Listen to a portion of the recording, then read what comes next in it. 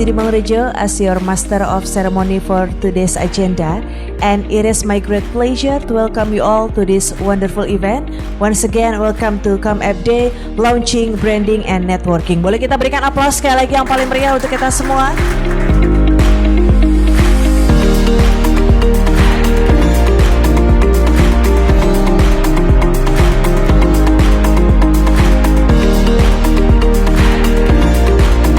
After 25 years, we have grown significantly.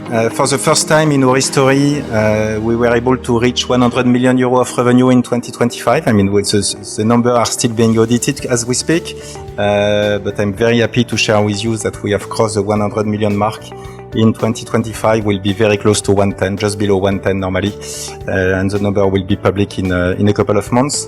We have today 600 employees worldwide. 300 employees are based in Prague, in Czech Republic. It's mainly R&D, marketing, finance, administration. And we have 300 employees in the rest of the world. We have, with Indonesia, we now have 18 subsidiaries. With the ComAp products and solutions, the worldwide transition to sustainable energy will be empowered. The company has been growing gradually and now is among the global leaders active in more than 100 countries worldwide. Let me mention just 3 examples of their activities. The lighting system on Formula One circuit in Singapore, electrification of the islands in Indo-Pacific, and even the solution for the presidential palace in Nusantara.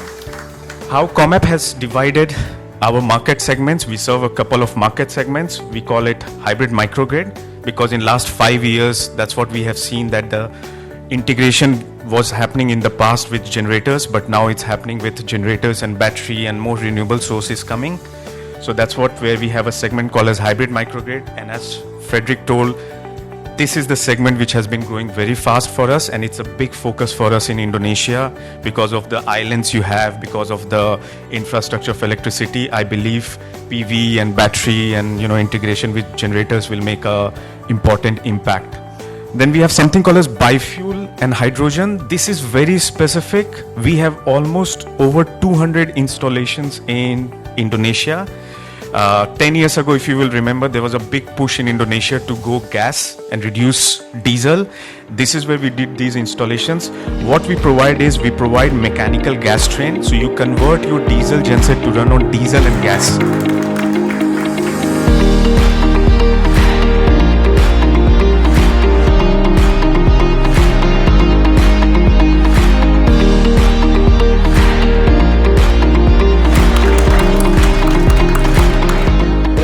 Komposisi dari pembangkit listrik di Indonesia mulai dari tenaga fosil diantaranya 60% itu dari batu bara, 20% itu dari fuel, dari gas dan crude oil. Mungkin sebagian besar dari kita semua di sini sudah mengetahui dan cukup mengenal untuk ComAp controller itu. Di sini kita bisa lihat ada suatu genset, di mana genset ini ada beberapa komponen di dalamnya. Jadi ada engine yang bisa mengubah ke mechanical, terus ada generator ini yang akan mengubah ke listrik, dan controller ini yang akan menggabungkan antara si generator dan juga engine agar bisa bekerja bersamaan. Untuk controller ini yang akan mengubah listrik tersebut untuk support ke load, dan kita ambil contohnya ini seperti lampu di sini. Dan selanjutnya kita punya juga untuk yang automatic atau otomatis.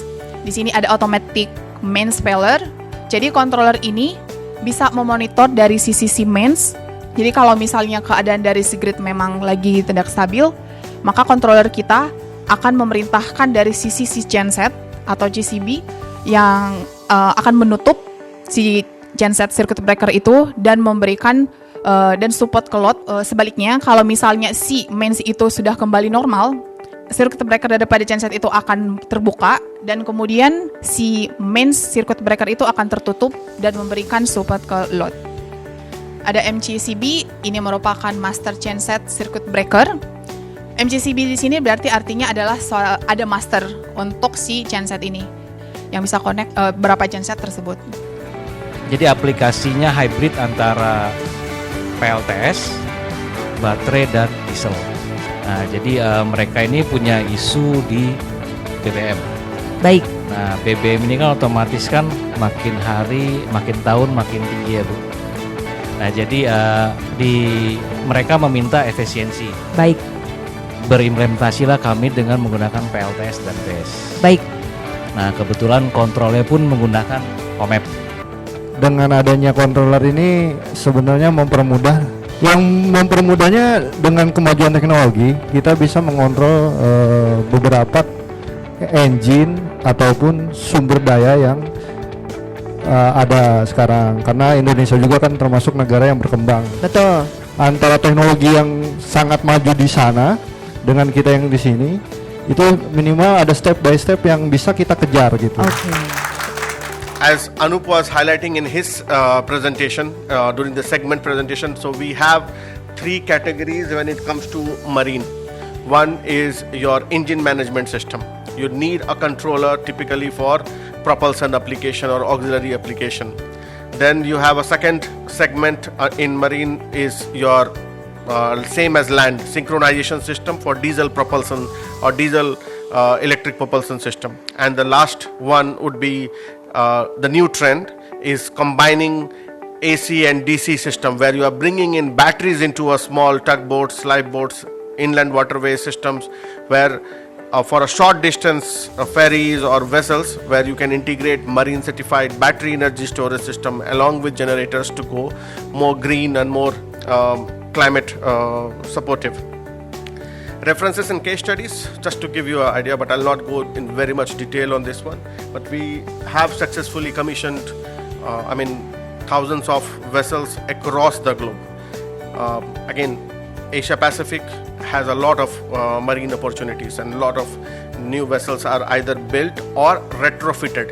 Indonesia is very specifically known for retrofitting an old vessel. So over the years, we find that there have been a lot of microgrid projects being implemented in Southeast Asia, particularly in Indonesia. So why is it that we need to do electrification in Indonesia? So there are a lot of factors that we need to do microgrid implementation. So I have captured 3 of the most important factors which we think that it is important, that why we need to do electrification in Indonesia. Another factor will be the uncertainty of fuel costs. So all this cost of fuel rely on supply.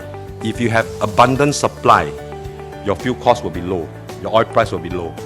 If during a war or a conflict where your supply is shortened, is being under pressure, the oil price will go up. So you can all notice from the recent Middle East war, the oil price actually spiked from $80 per barrel in late 2025 to current price like 120 or 130 US dollar per barrel. Last will be on the infrastructure and installation issue. So some of the sites, particularly in very remote island, you do not even have a proper jetty to do loading and unloading, because we have done project in certain site where we even have to dismantle the genset and then bring it to the site and then start to assemble genset in that site. We are also unique when it comes to the benefits when compared to our competition on the market. So as I said, that it's not a new technology which we are trying to push or basically showcase to you. It's a proven technology, and in comparison to the other solutions in the market, I specifically selected few old ones from Indonesia. As Anup was highlighting in the morning, we have done close to 200 units in last almost 15 to 18 years here in this market over a period of time. This is very, very old Mitsubishi engines. As you can see, the old design of the gas train along with control panel. So it's a prime operation with natural gas. And ROI investment was achieved within 3 months. If it's a prime set and you have gas infrastructure available, it is a very, very fast payback on the investment, and you will have a lot of savings on the system. This is the site. Then we look into another one. So this is KCI, this is Sevatama on the other end, and we did Komatsu dump trucks. This was with Bureauco, and United Tractors long back.